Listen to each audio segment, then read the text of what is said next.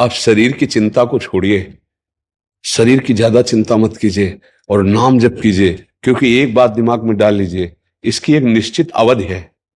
आप बात समझ रहे हैं ना हमारी? शरीर की एक अवधि है, ये जाएगा, ये जाएगा। इसलिए जाने के पहले कुछ हिसाब किताब ऐसा तैयार रखो, हमारी यात्रा सफल हो है नाम, राम जपो या कृष्ण जपो या हरि जपो या राधा जपो, नाम जपते रहो और जैसी शरीर की परिस्थिति हो सहो, और डॉक्टरों से औषधि लेते रहो और व्यवस्था सोचो अंतिम की, अब कि अब मुझे प्रभु के पास जाना है। आप समझ रहे हैं मेरी बात? क्योंकि आप आखिरी के लिए तैयार हो जाए। हाँ, जब हम विदेश जाना है तो हमें अटैची पहले से तैयार कर लेनी है और वहां की व्यवस्था भी कर लेनी है। तो ये हमारा परदेश हुआ, मृत्यु लोक। अब हमें श्री कृष्ण के पास जाना है, तो वहां धन चलता है, कृष्ण कृष्ण वही स्वदेश है। असली हमारा जो है घर।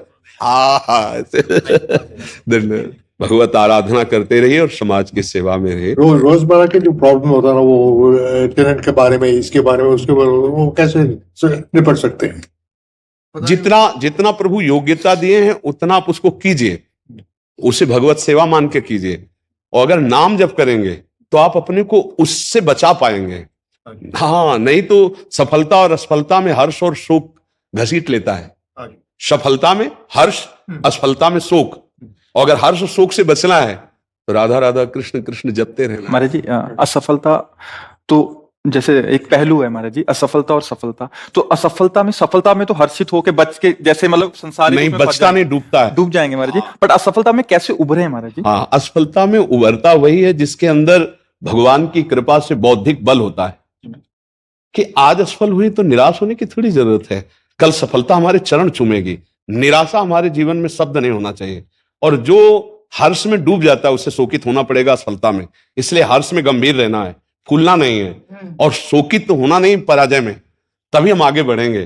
प्रायः क्या होता है, हर्ष में हम इतनी पार्टी जोर की मनाते हैं कि फिर शोक में उतने ही आंसू बहाने पड़ते हैं जब कभी असफल होते हैं। तो हर्ष में पार्टी तो मनावे, लेकिन गंभीर मुद्रा रखे और यह सोचे कि अगर असफलता होती तो मेरे जीवन में कभी भी मैं निराशा की तरफ कदम न बढ़ा पाऊं। और असफलता तो होनी ही होती है, एक सफलता और एक असफलता, इन दोनों में सम रह जाए तो विजय श्री जरूर उसके चरण चूमती। पर हम क्या करते, सफलता में हर्षित होते हैं, असफल में शोक हो जाते। इसीलिए प्रायः सबके जीवन में यह घटना उसको उदास कर देती है, निराश कर देती है। महाराज, असफलता को प्रभु की इच्छा मानना चाहिए कैसे? मतलब देखो, असफलता को अपनी कमजोरी माने, प्रभु की इच्छा तो नहीं। प्रभु की इच्छा कभी असफलता नहीं दिलाती है, वो तो विजय श्री दिलाती है। उसमें कहीं मेरे से त्रुटि हो गई होती है। जैसे आपका पद है समाज प्रियता, तो आपको इतना समाज में आगे सहज में, जैसे आप हमसे मिल रहे, ऐसे बड़ी बड़ी आपको संगोष्ठियां करनी होंगी। आप ऐसे समाज में मिले कि आप हमारे संरक्षक हैं, ये एक साधारण लोग भी जान करके आपकी प्रियता से फिर आपको विजय श्री दिलाएं, क्योंकि ये सामाजिक स्तर है ना वोट का, तो वो आपको प्रिय। तो इसके लिए छोटे से छोटे सभाओं में भी यदि आप जाएं और समाज को प्यार करें, प्यार का मतलब उनकी इच्छाओं, उनकी मांगों को हम, हाँ, तो हमारी लोकप्रियता इतने ही पद में नहीं टिकेगी, वो आगे भी बढ़ा सकती है।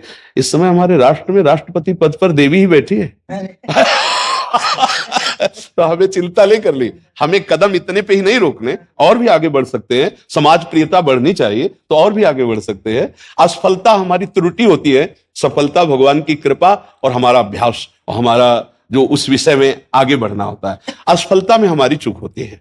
जैसे आप पद पे हो गए, समाज ने आपको पद में, और फिर आप कभी समाज के सामने ही नहीं गए, तो जब दोबारा फॉर्म भरा जाता है तो जनता को नजर आता है, नहीं, आप समझते हैं ना कि ये तो कभी आए ही नहीं, ये तो कभी जो मांगे थी वो पूरी नहीं किए, फिर उनका विरोध शुरू हो जाता है। ला, आप आगे बढ़िए और आप हमारे समाज में थोड़ी प्रियता और बढ़ाइए।